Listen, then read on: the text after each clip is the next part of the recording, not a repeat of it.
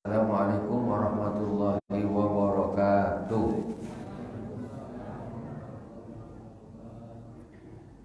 Alhamdulillahirabbil alamin wassalatu wassalamu ala sayyidil mursalin wa ala alihi washabihi ajmain. Subhanaka la ilma lana illa ma 'allamtana innaka antal alimul hakim. Rabbi shrah li sadri wa yassir li amri wahlul 'uqdatam min lisani yafqahu qawli. Allahumma shalli ala sayyidina Muhammadin wa amjadil abadani wa shifaiha wa nuril absar wa dhi'iha wa ala alihi wa sahbihi wa sallim. Jamaah Masjid Al-Hikmah yang dirahmati Allah Subhanahu wa taala, kaum muslimin dan muslimat dimanapun berada yang dirahmati Allah. Di malam hari ini kita melanjutkan kajian kita kitab Risalatul Mu'awanah sampai di bab sabar. Nah, baru mulai kita kemarin, kita lanjutkan pada malam hari ini. Seperti biasa kita Fatihah terlebih dahulu kepada baginda Rasulullah sallallahu alaihi wasallam, kepada para anbiya, sahabat, tabi'in, tabi'in, kepada para auliya wa salihin, wa jami' masyayikhina fid din, khususan Abu Yasin Muhammad bin Alwi Al-Malik Al-Asani, Abu Yasin Ahmad bin Said Muhammad Al-Malik Al-Asani, wa khususan ila Sayyidina Imam As-Sayyid Abdillah bin Alawi Al-Haddad, hamaddanallahu bimadadihim wa fadha alaina min barakatihim wa anwarihim wa ulumihim fid din wa dunya wal akhirati bi sirril Fatihah. A'udzu billahi minasyaitonir rajim. Bismillahirrahmanirrahim. Alhamdulillahi rabbil alamin. Ar-Rahmanir Rahim. Maliki yaumiddin. Iyyaka na'budu wa iyyaka nasta'in. Ihdinas siratal mustaqim. Siratal ladzina an'amta 'alaihim ghairil maghdubi 'alaihim waladdallin. Amin.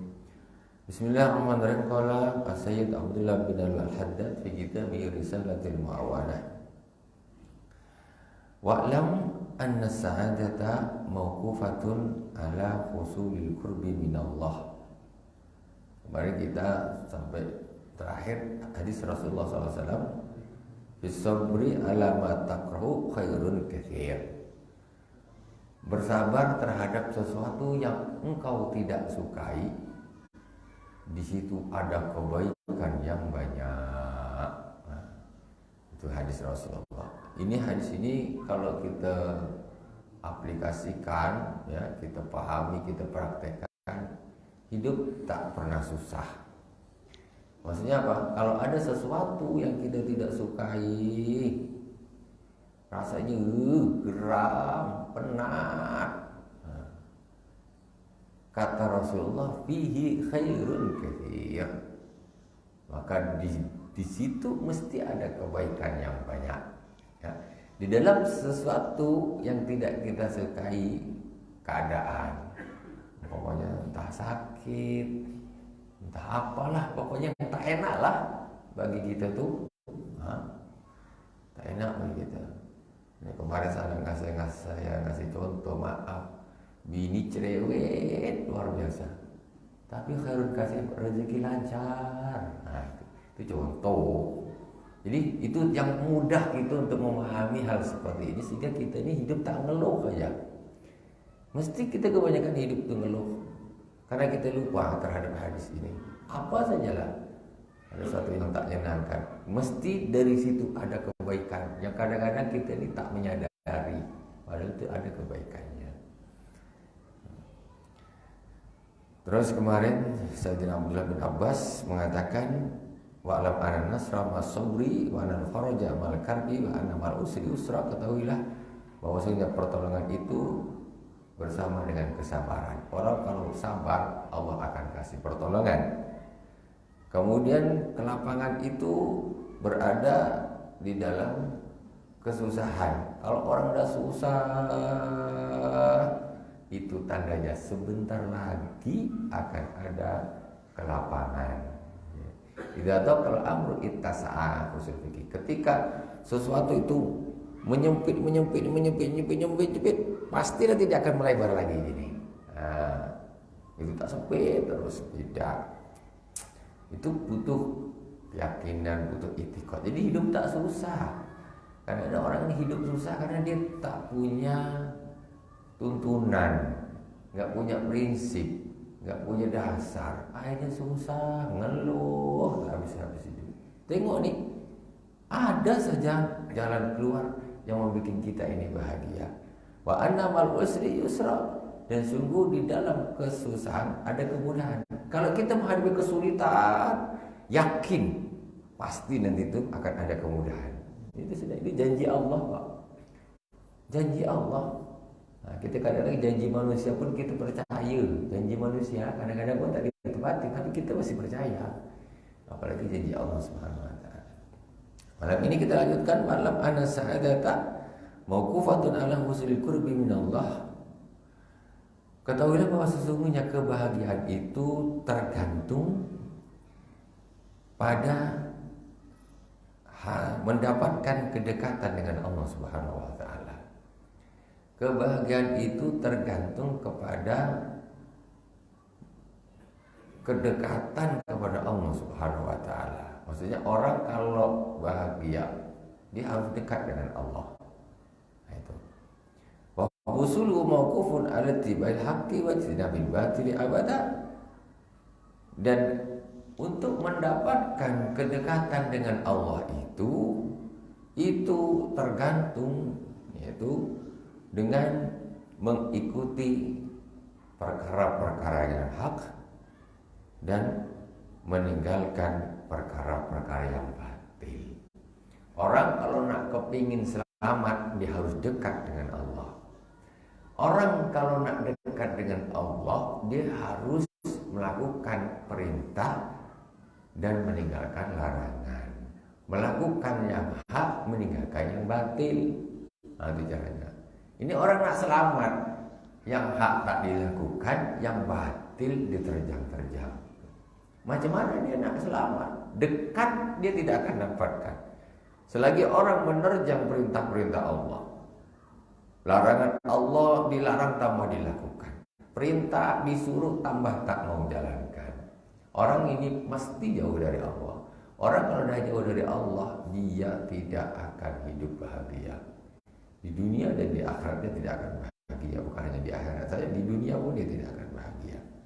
Walaupun casingnya kalau orang tengok macam orang senang, tapi hatinya itu hati yang susah. Wan nafsu majbulatun bi asli fitratiha ala karahiyatil haqqi wal maili ilal batil.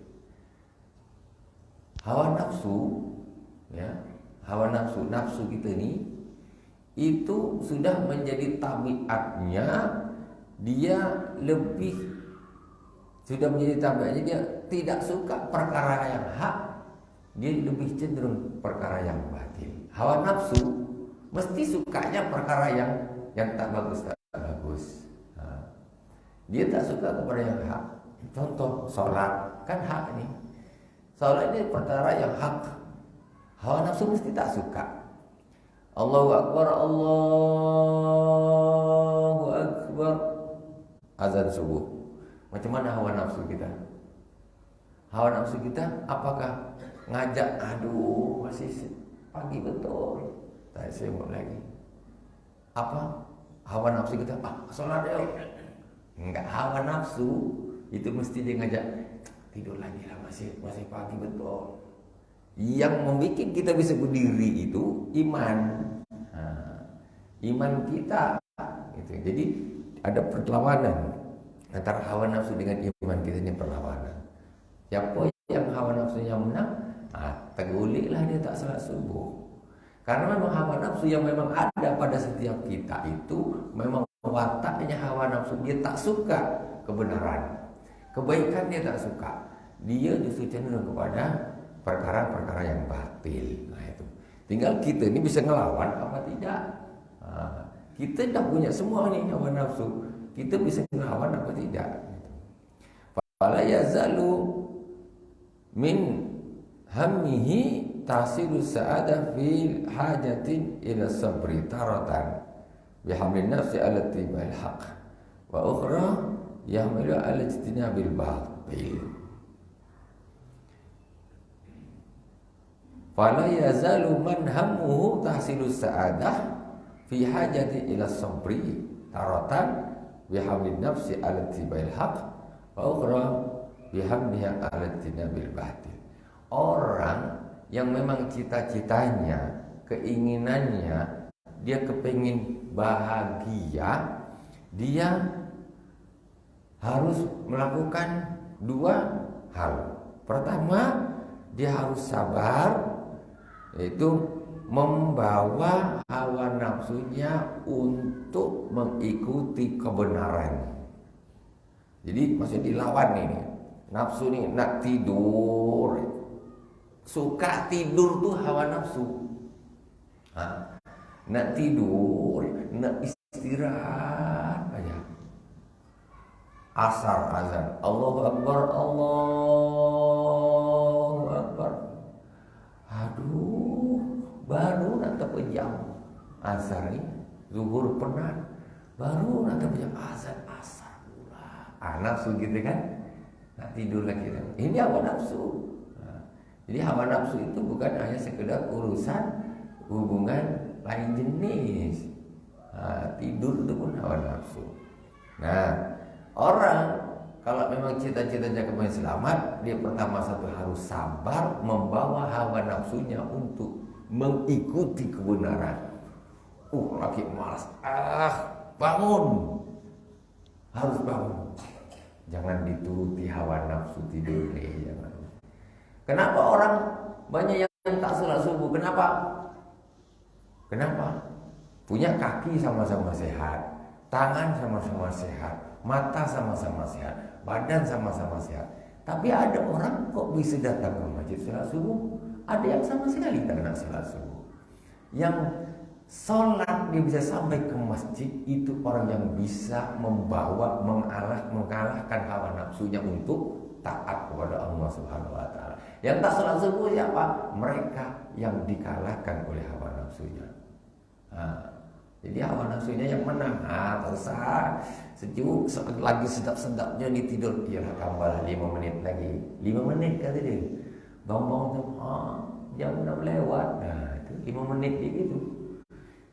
Memang kayak gitu. Itu namanya. Jadi orang-orang yang tidak taat kepada Allah itu adalah orang yang tidak bisa menundukkan hawa nafsunya untuk mengikuti kebenaran, mengikuti perintah-perintah Allah Subhanahu wa taala. Orang sama kok.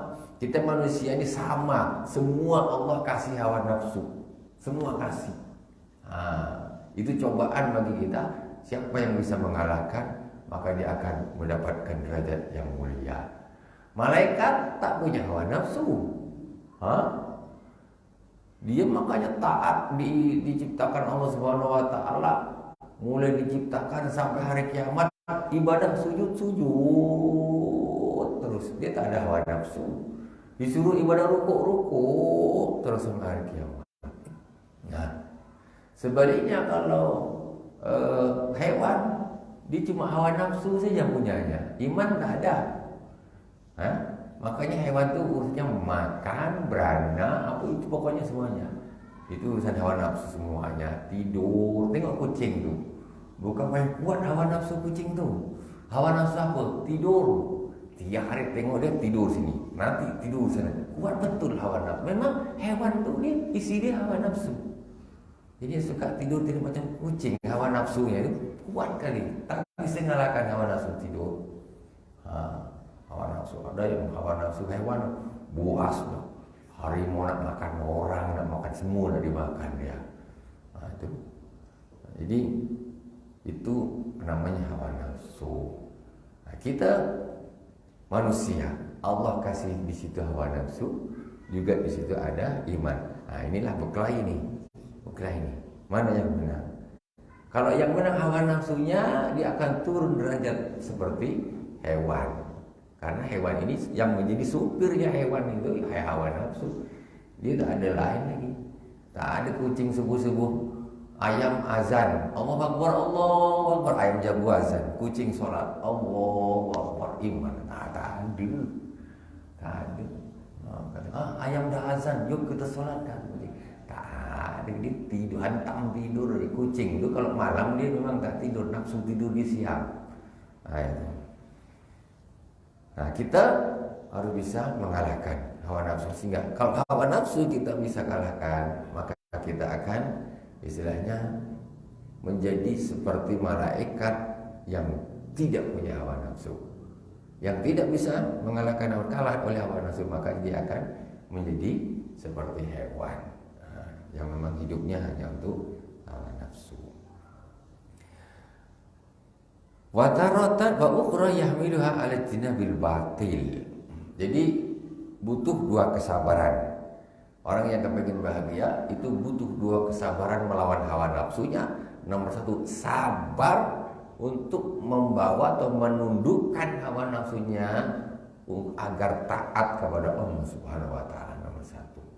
Yang kedua, dia harus sabar menundukkan hawa nafsunya dari melakukan kemaksiatan. Oh, hawa nafsu kalau urusan kemaksiatan paling suka dia. Manis hawa nafsu itu. Tapi macam mana kita bisa tahan tak nih? Bisa tahan tak? Kenapa terjadi banyak perbuatan dosa? Itu karena memang hawa nafsu mereka itu menjadi supirnya, dia tidak bisa menundukkan. Kenapa orang berzina? Karena hawa nafsunya mereka tidak bisa tundukkan. Jadi kita di dalam diri kita ini sebetulnya ada macam utara selatan. Iman dengan hawa nafsu nih. Jadi mana yang menang nih? Mana yang menang? Jadi kita butuh kesabaran, tundukkan hawa nafsu untuk taat, tundukkan hawa nafsu untuk menjauhi semua perbuatan-perbuatan kemaksiatan. Penat, memang apa tak penat? Orang nahan nak maksiat itu penat rasanya. Enak betul lah buat ini. Apa namanya maksiat itu sedap. Tapi kita tahan. Orang-orang lain tengok, ya Allah, mereka yang tidak, apalagi tidak beriman dan sebagainya, maksiat ya hari selalu ya. Maksiat kita tak begitu. Kita kan yang bahagia nanti di akhirat. Ya harus sabar menahan hawa nafsu dari perbuatan-perbuatan yang batil. Wasabru al-arba'ati aqsam. Sabar itu ada 4 macam. Sabar ada 4 macam. Awwaluha as-sabru 'ala ta'at. Yang pertama, sabar di dalam taat. Sabar di dalam taat kepada Allah Subhanahu wa taala.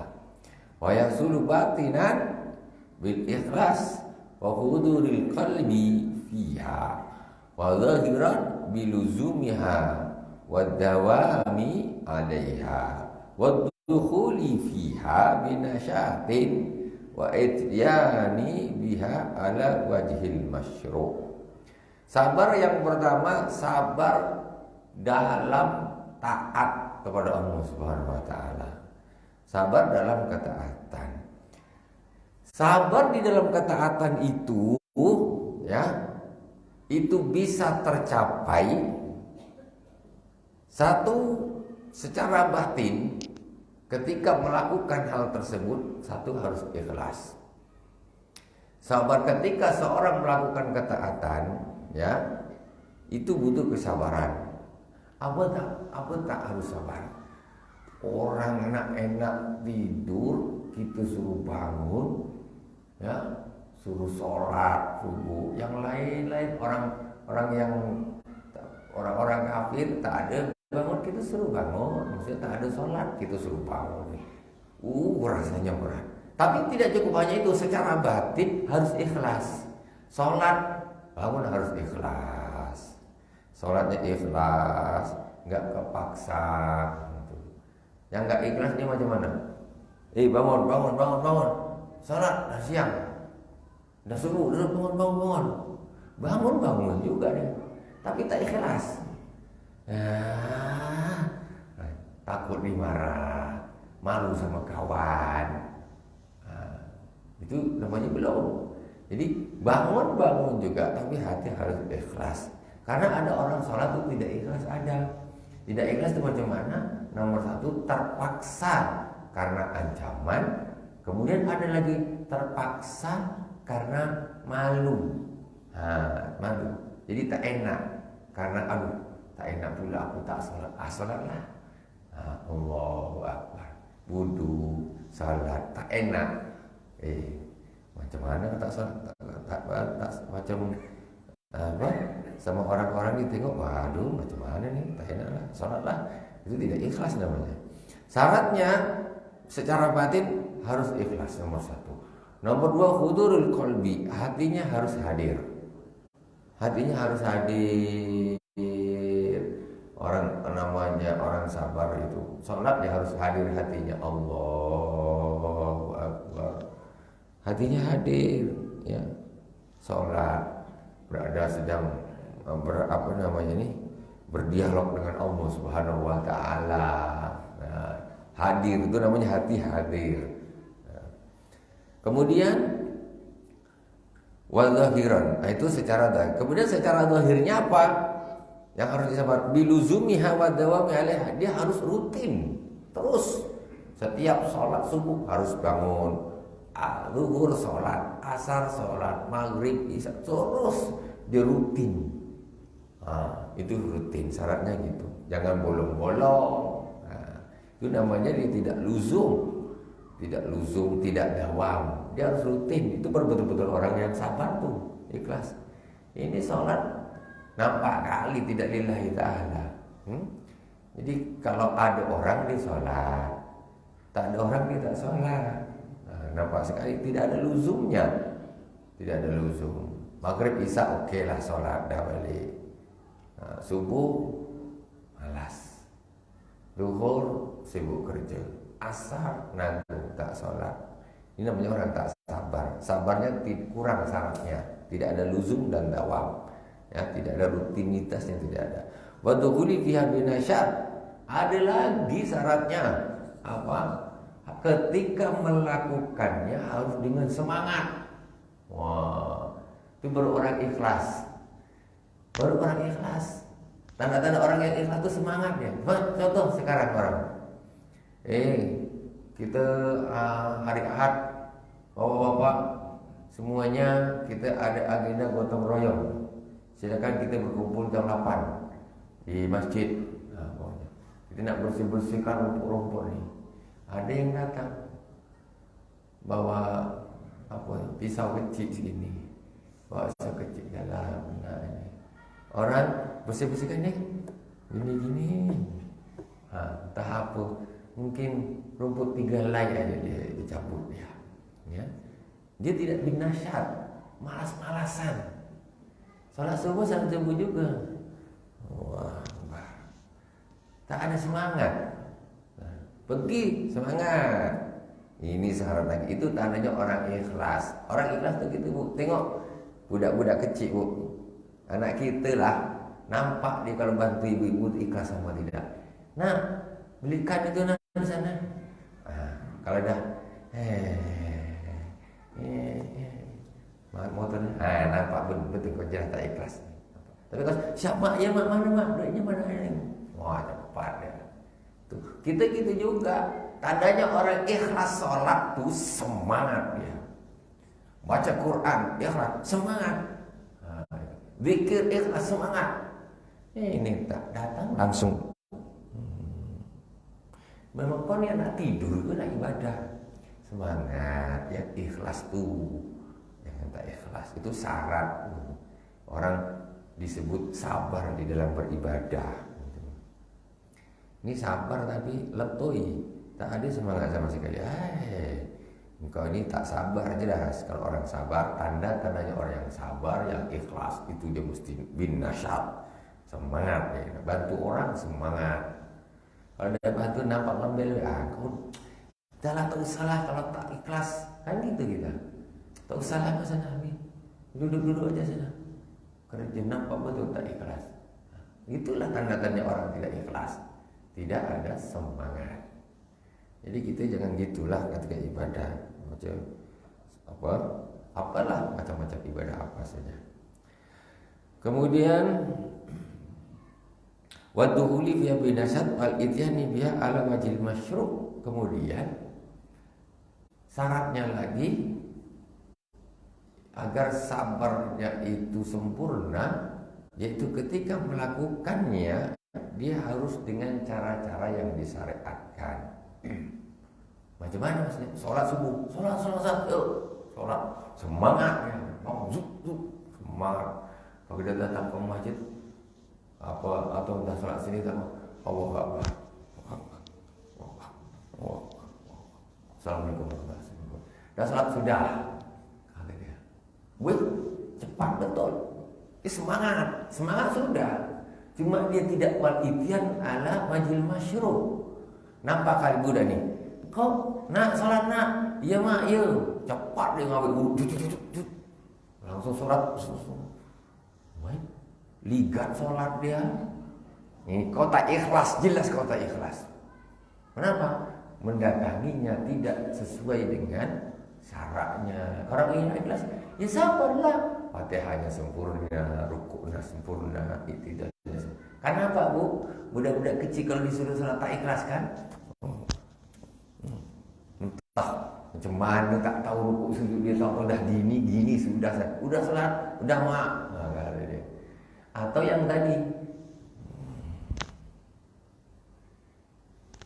tak ada semangat leto, itu pun tak ikhlas juga. Nah itu syaratnya. Ternyata susah juga orang nak ngurusi masalah kayak gini nih, ha? Itu seperti itu. Wa ukhra, ini urusan ibadah ya. Nah, kayak gini betul-betul diperhatikan. Oke. Wa yub'atsu ala hadha sabri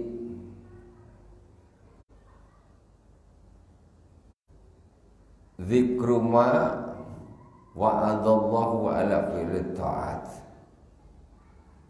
min ats-tsawabi ajilan wa ajila. Wa man lazima sabra ala hadzal wajhi wasala ila maqamil qurbi wa hunaka yajidu fi ta'ati min al halawati wal ladzah wal uns ma la yusaf wa yanbaghi liman hasala lahu hadzal amr alla yaskuna ilaihi dunallah wa yab'athu ala hadzal sabr dzikru ma wa'adallahu ala fi'li ta'at minas sawabi ajilan wa ajila. Jadi yang menjadi pendorong orang ini untuk sabar ya di dalam kata-kata ini apa sih yang bisa kita nih bisa menjadi sabar di dalam taat, semangat sabar apa yang disuruh kita lakukan apa, yaitu disebutkannya jadi sudah dijanjikan adanya pahala ajilan wa ajila. Ajilan ini yang pahala balasan sekarang, wa ajila pun nanti itu juga ada. Kalau orang mau taat itu Allah sudah janjikan Allah akan kasih pahala, Allah akan kasih balasan sekarang dan nanti di akhir. Dengan demikian ini bisa membangkitkan orang untuk taat. Nah, ibaratnya orang kerja nih bisa semangat dia kalau tahu ada gajinya. Kau sini mau tak kerja dengan aku?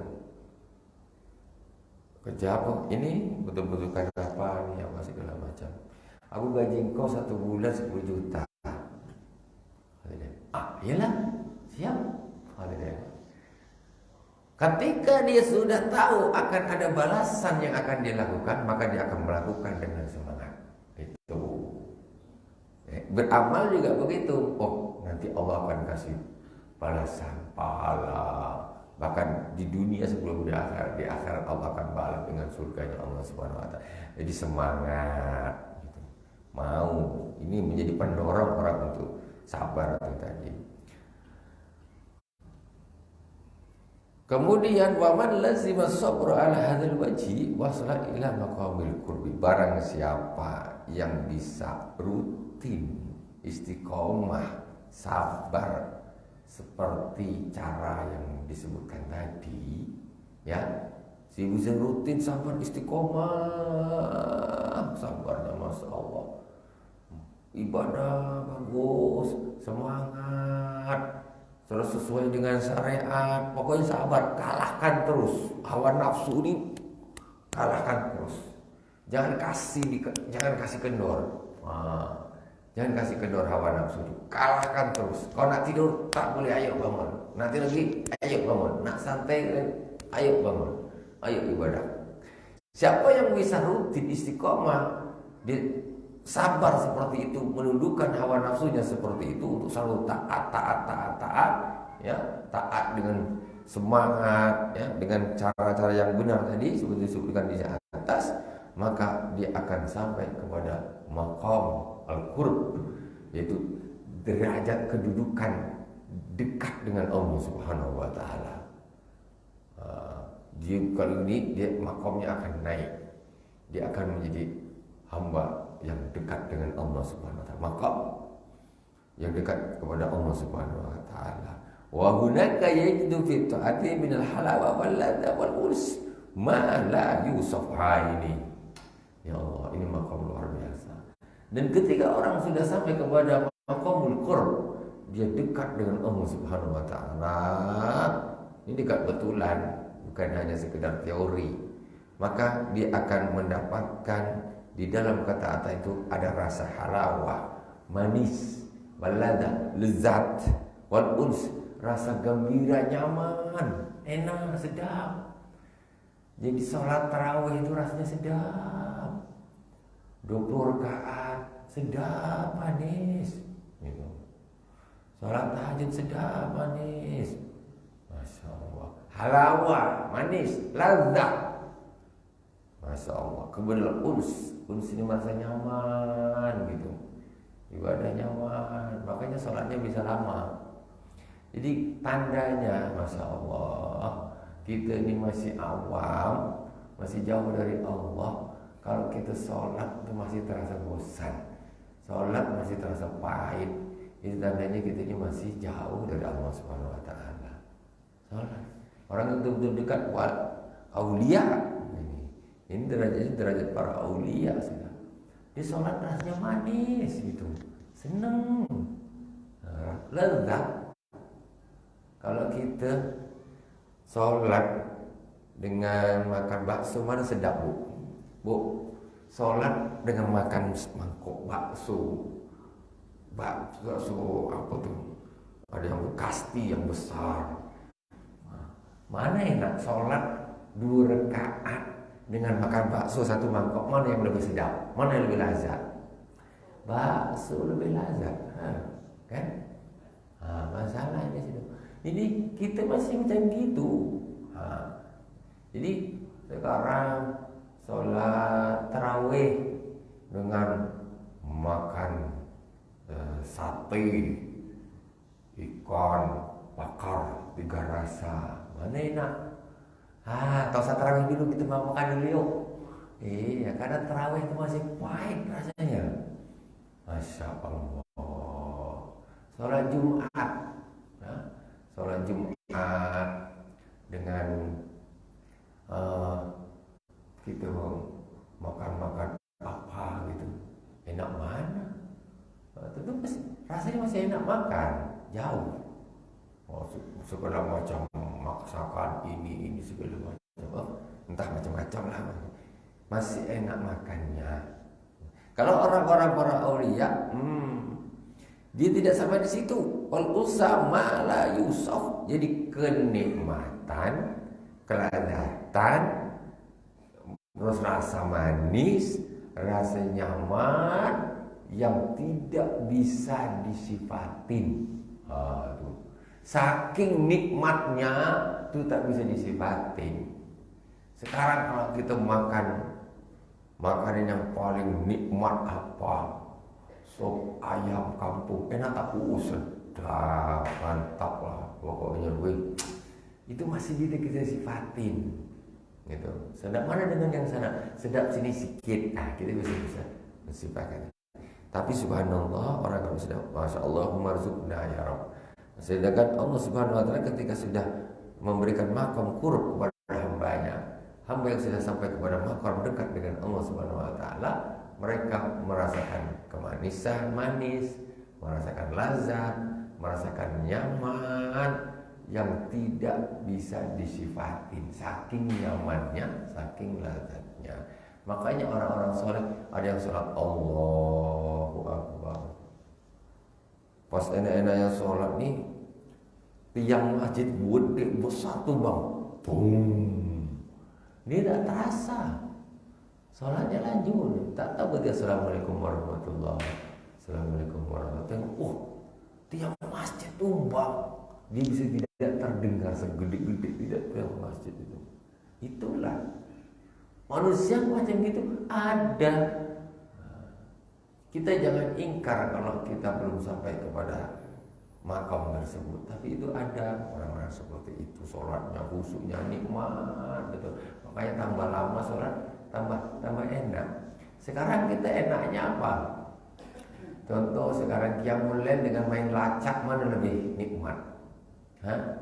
Sholat tarawih dengan main lacak, dengan main game, mana lebih nikmat? Qiyamul lail tuh sholat habis isya, siapa yang lebih kuat? Sholat habis isya dengan orang main game, mana yang lebih bertahan lama? Yang main game sampai subuh pun masih tetap. Kenapa? Sedap, nikmat, lazat main gamenya. Sholat 2 rakaat dalam kilat khusus. Kenapa? Pahit. Nah, itu masalahnya. Coba kita bisalah kita di sholat baca Quran. A'udzubillahi minasyaitonirrajim. Bismillahirrahmanirrahim. Kita baca Quran itu bisa merasakan kenikmatan, umpamanya minimal seperti orang nonton sinetron, film apa gitu. Itu bisa tahan lama. Film 2 jam kalau bagus kuat. Kalau sholat tak sanggup. Tarawih cari yang sedikit, yang cepat, biar cepat balik, cepat tidur, cepat makan. Wallahu subhanahu wa ta'ala. Subhanakallahumma wa bihamdik, asyhadu an la ilaha illa anta, astaghfiruka wa atubu ilaik. Wa sallallahu ala sayyidina Muhammadin wa ala alihi wa sahbihi wa baraka wa sallam. Walhamdulillahirabbil alamin. Wassalamualaikum warahmatullahi wabarakatuh.